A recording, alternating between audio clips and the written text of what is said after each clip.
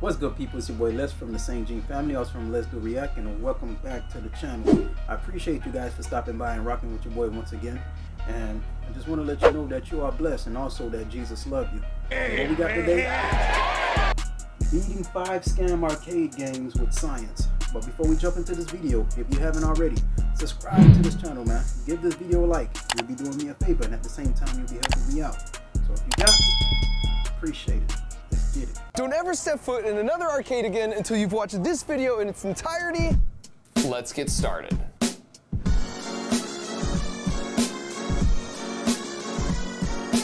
Now, admittedly, the genesis for this video came when I was using my over-engineered bowling ball that I could control just by leaning. Because I thought, what if I took that same concept and applied it to mini golf? And while that idea could be really useful for getting a good golf score, there's just no real payoff for my efforts, which focused my attention to the holy grail of any mini golf course, the arcade. It was time to recoup all the allowance money I've lost as a kid, starting first with Skee Ball. And before we really see it in action, let me first explain how it works. Because if you take away the backpack, you'll find a Frankenstein version of a softball pitching machine that we chopped up and modified so it runs just off batteries. Man. Then there's a solenoid here that makes sure the Skee Balls get released one at a time. So if you just turn it on, then we put a ball in here, it fires the ball like this. The coolest part here, though, is when it's placed in the backpack, you roll this pocket up to reveal the ball exit, and then place this water bottle here as a clever disguise to load up to 3 balls at a time. Let me go ahead and stop it right quick, man. Hey, you got to give it up to this fella, man. This guy, he's brilliant, man. He's a genius as that, and we all should already know by now, man. You know, the guy used to work for NASA and all that, man. But man, hey, that's brilliant, man. You know what I'm saying? And the way how Buddy just go ahead and put things together, man, is like, who would ever think of to do something like that? Hey, man, be intrigued today on this video, man. We're going to learn today, all right? Let's get it. Of course, if you don't have a secret robot backpack, here's how you win this game as a mere human. For starters, if you watch the pros play, yes, there are Skee Ball pros, they actually aim for the 4,000 point hole. This actually makes sense, because even if your throw is a little too weak or a little too strong, you're still getting significant points. A common mistake is to take the bait and go all or nothing by aiming for the small 10,000 point hole in the corner. The pros aim for this only in desperate situations where they're behind and they need big points to make a comeback for the win. The other big tip is to brace your leg against the base of the machine in the same spot each time, and then try and only move your arm, which will make your throws more repeatable and accurate because you're reducing the variables that could lead to error. So if you want to win, just follow these tips and practice a bunch. Or you could just... guys, see that game right there we were just watching, man? Oftentimes when especially if you have kids, when you go to Chuck E. Cheese, man, that's one of the games that, you're always going to find. And hey, I just learned something, man. Just by applying your knees, against the machine, man, and also not trying to go for the big prize, because that's how they get us, So the aim is to go ahead and build the points up, you know what I'm saying? And that's how you accumulate all those tickets, man. Just learned something today, man. You know what I'm saying? Like I said, once again, man, Buddy, man, he's nice with it, man. But he's also a cheater at that. Y'all let me know in the comments, man. Let's go with my route.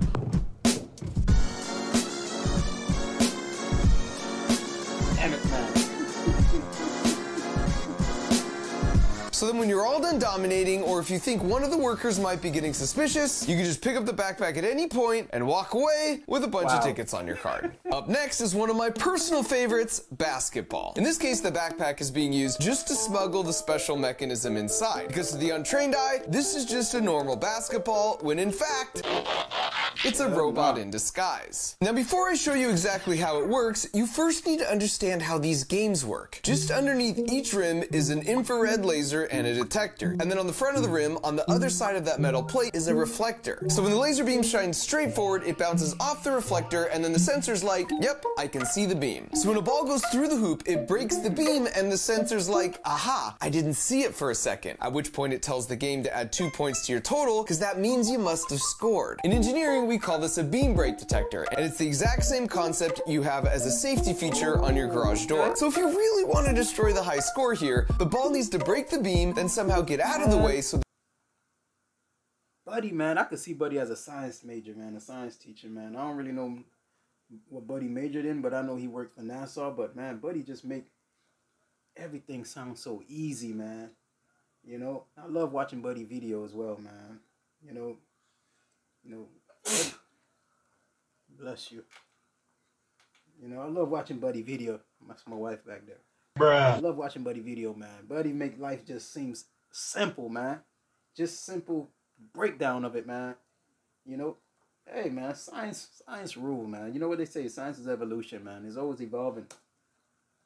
The beam reconnects, and then come back and break the beam again over and over again as fast as possible. But if you think about it, the whole ball doesn't need to actually get out of the way, just the part in front of the beam itself. And how might you do that? Well, one way is to 3D print the bottom hemisphere of a basketball in 2 parts attached together through some linear guide rods, then add a battery, microcontroller, and servo motor so the bottom part of the shell can translate up and down. This way it would reconnect the beam and then break it over and over again and register 2 points every time that happened. Now you just need a way to grab the rim so you can hang out there while you perform these shenanigans. And if you had some pneumatic pistons connected to a mini pressure intake controlled by a solenoid valve triggered by an RF remote, then you could shoot the ball normally, and then with one push of a button, piston rods would shoot out and grab the rim, and then once mischief was managed, you trigger the remote again, and they would retract. Now if you just add another 3D printed hemisphere on top, then glue on the actual basketball skin, then when you put it all together, it would look something like this. Now if you don't happen to have a robo ball, here's a few tips that will help you get the high score for this game. Now the most important thing is you never want to waste time waiting for a ball to roll down to you. And since these games normally come in pairs, just swipe your card on both games and then temporarily borrow the second set of balls. Now this should give you plenty more than you need, so just keep the balls that are the least inflated. Now you start the game and get into a rhythm where you finish your shot with one hand and then start grabbing or replacing the ball with your other hand before your first shot has even gone in. Or if the rim is close and you want to get really extreme, you can just go with the two-handed shooting strategy like this guy. But even that strategy is... Hey, that one won't really work too good, especially for someone like me. Especially where I'm from, man. When you go to these places, man, these arcade games places, man, hey, it's always crowded, man, especially with little kids, man. It'll be very, you know what I'm saying, it'll be very difficult for you to find 2 machines, you know, for you to just go ahead and, you know, hog to yourself, man. You know, hey, Buddy made a strong point, man, and I do, you know, agree with that, but realistically, man, I don't think it can happen, man. You know, I don't think I can do it. Well, especially here, you know, in Florida, in Miami. But, man, hey, you got to give it up to Buddy, man. Buddy nice with it. There's no match for my spherical transformer, because when I'm ready to go, I just shoot the ball with one hand and then hit the remote right as it's about to go in. And now as the ball just sits there articulating, I simply watch those sweet, sweet points rack themselves right on up. Cheating. Rack them up. Rack them up. And then as soon as time's up, I just hit the remote again, and the piston rods retract. And while no one's the wiser, I'm now injured. Let me know, man. What Buddy doing, man? Y'all think is cheating? Nope. Oh, it's just go with the flow. It is what it is. Hell yeah. Because, you know, hey, at the end of the day, man, you know, let's be real, man. Those points, they add up, man. You know? And what Buddy's doing, man, that's Buddy a genius at that, man. You know, I know he has a little, engineer background. And like I said, he make life just seem simple. He make life easy, man.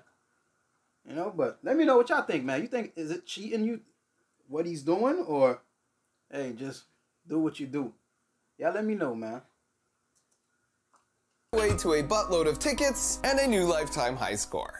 Next up is a really popular game called Quick Drop, where you hit this button to release these ping pong balls at the right moment, and if you get all 50 ping pong balls into the buckets within the 22 seconds allotted without missing any shots, then you hit the mega jackpot. But the thing is, to get all 50 balls in before the time runs out, there's essentially no margin for human error. Which is good news for me, because robot backpacks don't make human errors. Now you notice when I walk up, I can just set the backpack down and it self-registers right in place. The trick here is we 3D printed an exact negative replica of the button housing on the game. And this piston rod that pokes through and pushes the button on the game is attached to this solenoid that's controlled by this Arduino microcontroller, and it tells it the exact timing needed to beat the game. Now if you're trying this on your own, here's what you need to know. To successfully do this in 22 seconds, you have to drop 4 balls in each bucket, except in 2 buckets buckets, you've got to drop 5. Now dropping 5 into these 2 buckets isn't impossible, but the timing's so tight, it's really hard to pull off without them hitting the rim and bouncing out. Now the jackpot starts at 500 tickets, and every time someone loses, it goes up by 2 tickets, and each time that happens, the game gives you just a little more total time on the clock. And so if you ever see the jackpot at more than 625 tickets, enough time is now on the clock where you only need 4 balls per bucket to win, and it's definitely worth trying it a few times because that makes it so much easier to pull off. Alternatively, if you're too impatient to wait for the jackpot to rise up, you can just go to school for 6 years to get a degree in mechanical engineering and do it this way.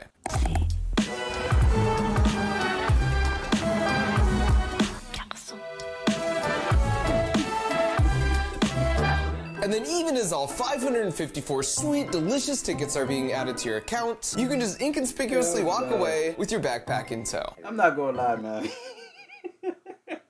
Hey,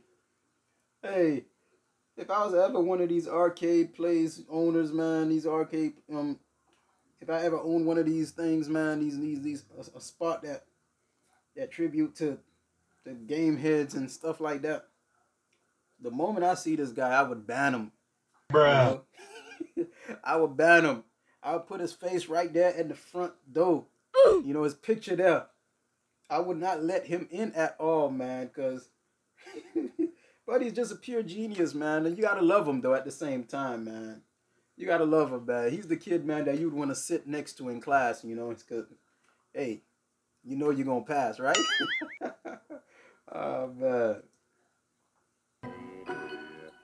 For our next game, we've got the perennial arcade favorite, air hockey. Now this is the most complicated of all the builds because if you look closely here at the top, there's a hole in the bag for a camera to look out through. Then stripping away the backpack, you can see that camera connects to the brains, and in this case, it's a Raspberry Pi, which is basically like a mini computer instead of just an Arduino microcontroller like all the other builds have used so far. The reason this one needs a bit more brain power is because it uses computer vision to track the puck, and based off the trajectory, it makes a prediction, then sends instructions to rotate this servo, which is attached to an arm that moves the paddle and protects the goal. Nice. And perhaps my favorite part of this build is that it obviously won't work if the whole thing is sliding and moving all around. So we need to anchor it down securely into position, but we need to do that quickly and discreetly. Our solution here is a pair of neodymium toggle magnets. So if you simply turn both of these knobs, the rare earth magnets move into position and anchor it to the steel frame of the air hockey table, and it's basically cemented in place as you can see here. As for the human strategy here, playing air hockey might seem like total chaos, but there are 4 simple tricks that will pretty much guarantee you can beat any casual player. The first is to hold the paddle like this and not like this. Doing that allows you to really whip the paddle around and gain extra speed on your shots. The second is that for your default defensive position, you want your paddle to be out here, not right up against the goal right here. That's because this cuts down the angle and you only have to move the paddle back and forth this far to protect the whole goal versus back and forth this far if you're against the edge. This is the same reason goalies will come out of the goal if there's a breakaway in soccer. Even for a bank shot, you now just have to move the paddle a small distance diagonally back like this. So your paddle should essentially always stay inside a triangle like this when you're playing defense. Now when you watch professionals play, yes, there are air hockey professionals, you will see them employ both these first 2 tips. The third trick you'll also see is they try and play for possession. You want to try and cushion your opponent's shot and gain possession of the puck so you can set up your own shot, which leads to the last tip. Mix up the straight shots and bank shots, but try and practice at least one trick shot like this one where you hit the puck down into the corner and then when it rebounds back to you, you hit the bank shot for the win. Here's what that looks like in action. Now the real benefit of my backpack system is you can be playing your opponent, but then when you get a phone call or you have to attend to some other important matters, your goal is in safe hands. Hell no.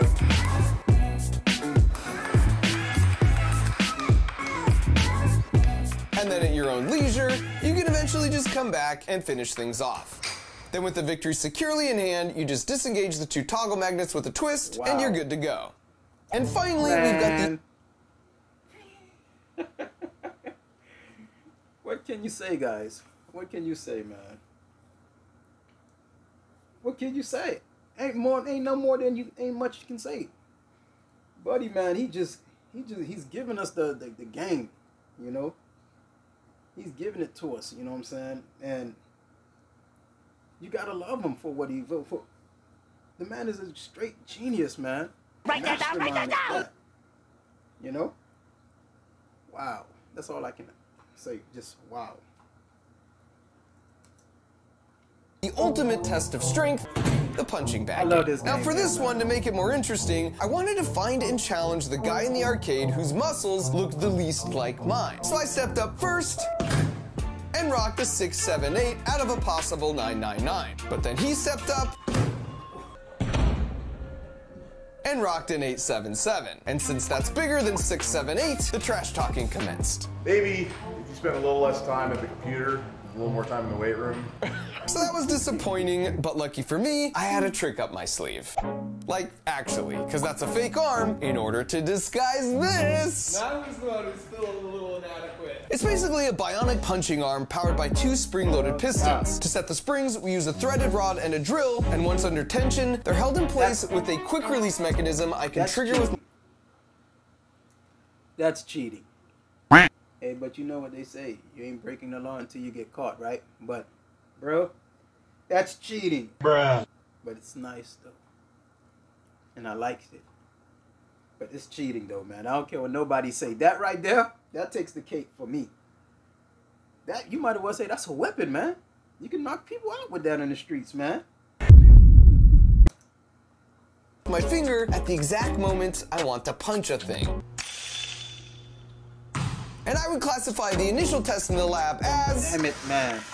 Encouraging. Now, it's important to note, to play by the rules for this game, there's no side punching, pushing, running, kicking, or headbutting. But you'll notice there's no rule against spring-loaded piston punching gloves. So now that my moment of sheer domination had arrived, I stepped up and rocked an 838, which was less than 877, which was disappointing. Dang it! And in hindsight, I should have known it's really hard to compete with the human body in terms of things like punching and throwing, because we're just so efficient with those mechanics, and I have to sacrifice a lot of the speed and momentum of my own arm body system when I'm wearing that heavy wrist-mounted puncher. But you know what? I'm a fighter, and what I lack in muscle mass, I make up for in tenacity. So out of curiosity, I took a closer look to see how the machine actually works. And it turns out it has a beam brake sensor just like the basketball game. So as that odd-shaped metal piece, which is attached to the axle and punching bag, rotates around, the beam has this tiny window to hit the sensor. You can see the sensor in the front view here. So the game cleverly measures how many milliseconds the sensor sees the beam for, and from that, it infers how quickly the bag is rotating on the axle, and therefore how hard it was punched. And this gave me an idea. So I went to the prize counter and redeemed a few of my jackpot tickets I'd been stocking up in exchange for a Pez dispenser. Step 1 was to unwrap and eat some of the Pez, because they're just delicious. And then for step 2, I removed the head and cut the arcade card like this, and then taped it here, and then went and tracked down my new friend. My theory was that if I extended the Pez dispenser and modified card out like this, and then let go, the force of the spring would retract the card, and it would break the beam so fast, the machine would think it was an insanely fast punch. But would it actually work? And it turns out, it absolutely does, because I maxed out the machine. So, yeah, use this information responsibly, kids. Now, a few years ago, I made a video where I visited the carnival and collected data on all the games and then used physics to expose which carnival games were rigged and then showed how to beat them. So this time around, instead of the carnival, I once again bribed some family friends with unlimited Slurpees in exchange for them collecting a bunch of data at some local arcades. And in addition to uncovering which games were scams, which I'll cover in just a minute, here's what we discovered. For starters, the most popular games in the arcade were the redemption games, as opposed to the experience games. And here's what I mean by that. Redemption games are the games where the goal is to win tickets. So like the coin pushers, or this Plinko game, or spin the wheel. On the other end of the spectrum, you have experience games like air hockey, skee ball, or racing games. It's a trade-off, because the games on this side of the spectrum give out more tickets, but it's not as much about the fun of the experience. And then in the middle of the spectrum, you have games like the ping pong drop or hit the clown that have middle of the road ticket payouts, but they're also middle of the road fun to play. Now, since the games on this side were a lot more popular, they earn a lot more money for the arcade, even when you factor in the higher ticket payouts. We found that for a medium-sized arcade on a busy day, the less popular games were played 25 times, and the more popular ones could be played up to 250 times or more. At an average gameplay of $1, that means each game makes $25 to $250 per day, or about $7,000 to $70,000 per year. And finally, we found that if your sole goal was to win tickets, coin pusher games like this Avengers one seemed to be the best return on investment. in. But honestly, you can just ask one of the workers there who are hanging out making minimum wage and are probably pretty chill, because chances are they'll just tell you which ones they regularly see pay out the best. All right. Let me go ahead and stop it right here, man. If y'all really want to see more of this video, man, if y'all really would want me to go more in depth into this video, man, hey, drop me a comment and I'll go ahead and gladly do so. You know what I'm saying? Well, on my end, they done turn off the light on us. So guys, if you like this video, let me know, man. Comment down below, man. And if you haven't already subscribed to this channel, you'll be doing me a favor at the same time. And you know, like what I often tell you guys, man, no Christ, no life. So live life for Christ. Love you guys. Peace.